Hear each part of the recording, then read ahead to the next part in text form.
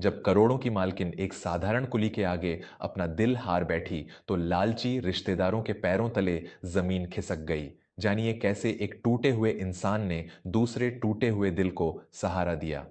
नमस्कार, मैं विवेक वर्मा आज आपके सामने वर्मा स्टोरीज के इस मंच पर एक ऐसी कहानी लेकर आया हूं जो समाज की उन खोखली दीवारों को गिरा देगी जिन्हें हमने अपनी झूठी शान और हैसियत के ईंट पत्थरों से खद्दा किया है। हम अक्सर मानते हैं कि प्रेम और रिश्ते हमेशा बराबरी वालों में होते हैं। एक करोड़पति इंसान केवल महलों में रहने वालों से ही जुड़ सकता है। लेकिन जब इंसान का दिल अंदर से पूरी तरह टूट चुका हो, जब महलों की दीवारें उसे काटने को दौड़ती हों, तब एक सच्चा सहारा किसी आलीशान गादी से नहीं, बल्कि पसीने से भीगी हुई एक साधारण सी कमीज में भी मिल सकता है। आज की कहानी रामपुर शहर की एक बेहद अमीर लेकिन अकेली विधवा महिला कामाक्षी और रेलवे स्टेशन पर काम करने वाले एक कुली रघुनाथ की है। यह कहानी कोई साधारण प्रेम कहानी नहीं है, बल्कि यह दो ऐसी आत्माओं का मिलन है जिन्हें दुनिया ने केवल दर्द दिया, लेकिन उन्होंने एक दूसरे में अपना भगवान ढूंढ लिया। रामपुर शहर के बीचों बीच खड्डी सूर्या हवेली पूरे राज्य में मशहूर थी। इस हवेली की मालकिन कामाक्षी देवी थीं। कामाक्षी के पति सूर्यभान का स्वर्गवास कुछ साल पहले एक गंभीर बीमारी से हो गया था। सूर्यभान अपने पीछे अथाह दौलत छोड़ गए थे, लेकिन उस दौलत ने कामाक्षी को सुख देने के बजाय उसके जीवन को एक नरक बना दिया था। कामाक्षी के अपनी कोई संतान नहीं थी। उसके पति का एक चचेरा भाई था, सुदर्शन। सुदर्शन एक नंबर का लालची, धूर्त और गिद्ध की तरह नजर रखने वाला इंसान था। उसकी आंखें हमेशा कामाक्षी की उस करोड़ों की संपत्ति पर टिकी रहती थीं। सुदर्शन और उसकी पत्नी दिन रात कामाक्षी को मानसिक रूप से प्रताड़ित करते थे। वे चाहते थे कि कामाक्षी या तो घुट घुट कर मर जाए या फिर सारी जायदाद उनके नाम करके किसी आश्रम में चली जाए। उस विशाल हवेली में कामाक्षी के पास रेशमी सादियां थीं, सोने के बर्तन थे, लेकिन कोई ऐसा नहीं था जो उससे दो मीठे बोल बोल सके। उसका हृदय एक बंजर जमीन की तरह सूख चुका था। एक दिन कामाक्षी ने मानसिक शांति के लिए तीर्थ यात्रा पर जाने का विचार किया। वह अपनी कार से रामपुर के रेलवे स्टेशन पहुंची। स्टेशन पर भारी भीड़ डच थी, शोरगुल था। सुदर्शन के कुछ गुंडे भी चुपचाप कामाक्षी का पीछा कर रहे थे ताकि मौका देखकर उसे नुकसान पहुंचा सकें। कामाक्षी का सामान बहुत भारी था, तभी लाल कमीज और पीतल का बिल्ला पहने एक कुल्ली उसके पास आया। उसके माथे पर पसीना चमक रहा था और आंखों में एक अजीब सी सच्चाई थी। उसका नाम रघुनाथ था। रघुनाथ ने बहुत ही आदर से सिर झुकाकर कहा, मामा जी, क्या मैं आपका सामान उठा लूं? मेरी बिल्ला संख्या 420 है, लेकिन मेरा ईमान बिल्कुल सच्चा है। कामाक्षी ने बिना कुछ कहे सिर हिला दिया। रघुनाथ ने वह भारी सामान अपने सिर और कंधों पर उठाया और आगे आगे चलने लगा। तभी पीछे से सुदर्शन का एक गुंडा, जो भीड़ का फायदा उठाकर कामाक्षी को सीढ़ियों से धक्का देने वाला था, वह तेजी से आगे बढ़ा। लेकिन रघुनाथ की नजर बहुत तेज थी। उसने तुरंत अपना सामान नीचे रखा और उस गुंडे का हाथ कसकर पकड़ डालिया। रघुनाथ ने अपनी कड़चक आवाज में कहा, अरे भाई, आंखें नहीं हैं क्या? एक अकेली औरत को धक्का देकर कहां भागे जा रहे हो? तमीज से चलो। गुंडा घबराकर वहां से खिसक लिया। कामाक्षी यह सब देखकर हैरान रह गई। जिन रिश्तेदारों ने आज तक उसे केवल लूटा था, उनसे अलग एक अनजान मजदूर ने आज बिना किसी स्वार्थ के उसकी रक्षा की थी। कामाक्षी ने रघुनाथ को उसकी मजदूरी से कई गुना ज्यादा पैसे देने चाहे, लेकिन रघुनाथ ने हाथ जोड़ लिए और अत्यंत शांत स्वर में बोला, मामा जी, मैं पसीने की कमाई खाता हूं, खैरात की नहीं। मेरे हिस्से के बस 20 रुपए ही बनते हैं। बाकी पैसे आप किसी भूखे को खिला दीजिएगा। रघुनाथ के इन शब्दों ने कामाक्षी के हृदय में एक गहरा तीर छोड़ दिया। जिस हवेली में लोग एक एक पैसे के लिए उसका खून पीने को तैयार थे, वहां इस गरीब कुली का यह स्वाभिमान किसी चमत्कार से कम नहीं था। दोस्तों, क्या आपने भी कभी महसूस किया है कि जो लोग महलों में रहते हैं, उनके दिल अक्सर पत्थर के होते हैं, और जो लोग पसीने में नहाते हैं, उनके दिलों में साक्षात भगवान बसता है? जब अपनों का प्यार छिन जाता है, तो इंसान को एक अनजाने के मीठे बोल में भी पूरी दुनिया की खुशी मिल जाती है। क्या आप भी मानते हैं कि इंसान की असली हैसियत उसके बैंक बैलेंस से नहीं, बल्कि उसके चरित्र से होती है। अगर कामाक्षी का यह अकेलापन और रघुनाथ की यह ईमानदारी आपके दिल को छू रही है, तो अभी वर्मा स्टोरीज चैनल को सब्सक्राइब कर लें। आपका एक सब्सक्राइब मुझे ताकत देता है कि मैं समाज की इन झूठी परतों को हटाकर इंसानियत की सच्ची कहानियां आप तक लाता रहूं। आइए हमारे इस परिवार का हिस्सा बने। अभी सब्सक्राइब का बटन दबाएं और चलिए देखते हैं कि इस छोटी सी मुलाकात ने क्या मोड़ लिया। उस तीर्थ यात्रा से लौटने के बाद कामाक्षी का मन हवेली में बिल्कुल नहीं लगा। उसे बार बार रघुनाथ की वो ईमानदार आंखें और उसके वो शब्द याद आते थे। कामाक्षी ने गरीबों को भोजन बांटने का एक बहाना बनाया और हर हफ्ते वह स्टेशन के बाहर जाकर गरीबों को खाना खिलाने लगी। उसकी असल मंशा रघुनाथ को दूर से देखना और उसके स्वभाव को समझना था।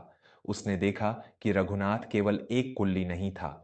वह स्टेशन पर रहने वाले अनाथ बच्चों को पढ़ाता था, बूढ़े यात्रियों की बिना पैसे लिए मदद करता था और हर किसी से मुस्कुराकर मिलता था। एक दिन जब बहुत तेज बारिश हो रही थी, कामाक्षी का पैर फिसला और वह कीच डेच में गिरने ही वाली थी कि रघुनाथ ने दौड़ाकर उसे थाम लिया।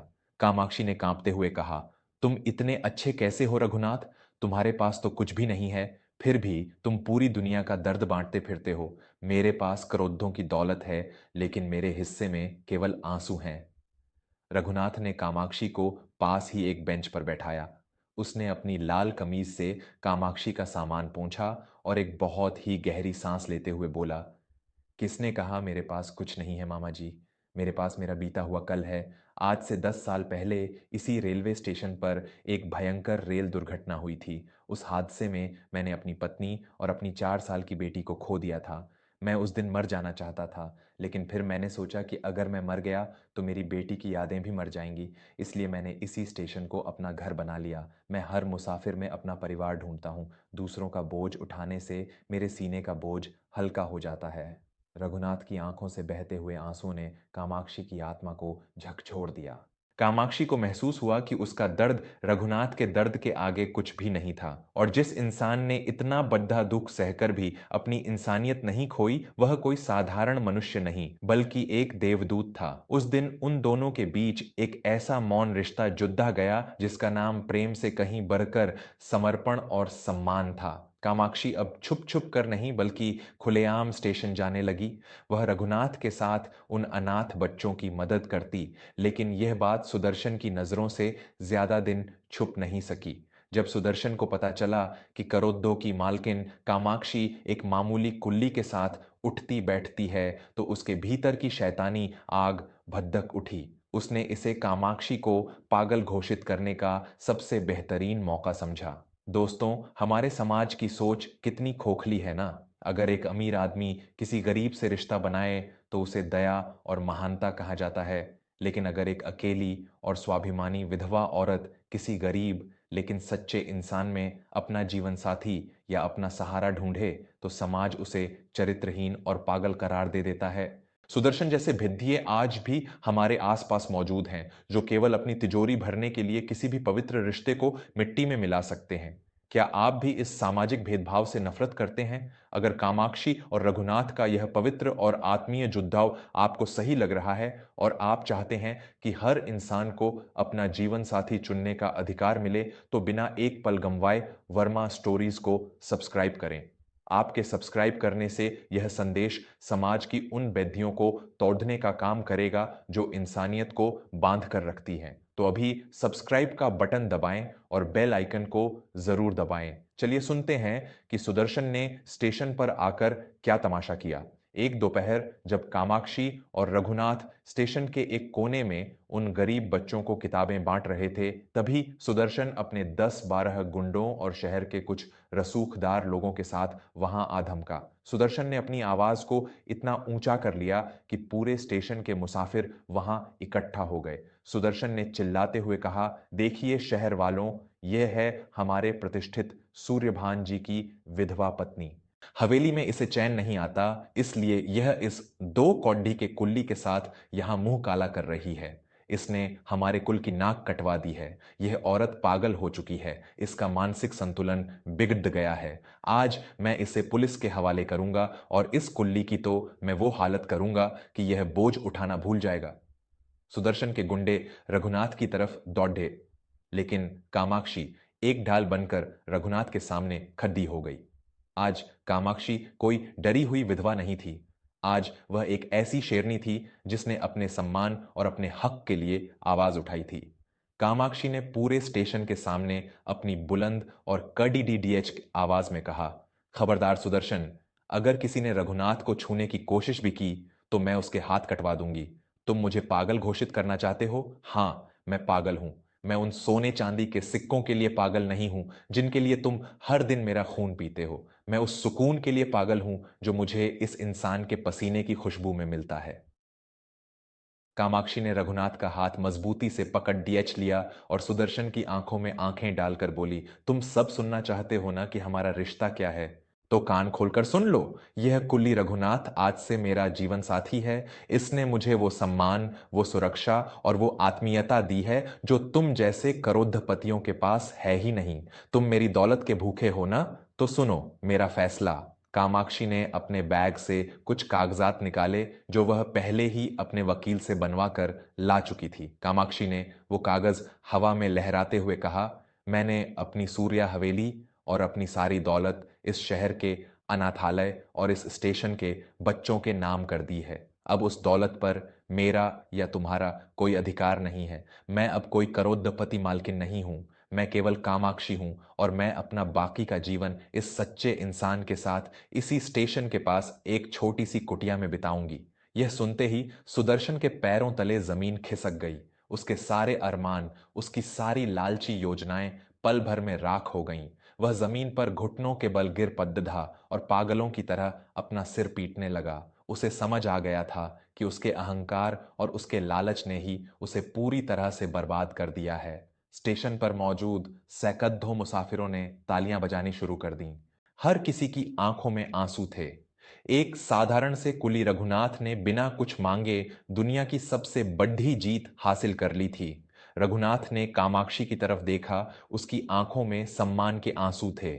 उसने अपना लाल गमछा कामाक्षी के सिर पर रखा और उसे पूरे सम्मान के साथ स्टेशन के बाहर ले गया। कामाक्षी ने महलों की वो झूठी शान हमेशा के लिए छोड़ डरा दी और रघुनाथ के साथ एक बेहद सादा लेकिन सुकून और सच्चे प्रेम से भरा जीवन जीने लगी। निष्कर्ष दोस्तों, जीवन में पैसा आपको सुख सुविधाएं दे सकता है, लेकिन यह आपको शांति और सच्चा प्रेम नहीं दे सकता। इंसान की पहचान उसके कपड़िडियों या उसकी संपत्ति से नहीं, बल्कि इस बात से होती है कि वह दूसरों के दुख को कितना समझता है। कामाक्षी ने यह साबित कर दिया कि जब इंसान को कोई ऐसा साथी मिल जाए जो उसके दर्द को समझे, जो उसके सम्मान की रक्षा करे, तो उसके लिए दुनिया की करोड़ों की दौलत भी मिट्टी के समान हो जाती है। रिश्ते पैसों की नींव पर नहीं, बल्कि भरोसे और एक दूसरे के प्रति पूर्ण समर्पण की नींव पर टिकते हैं।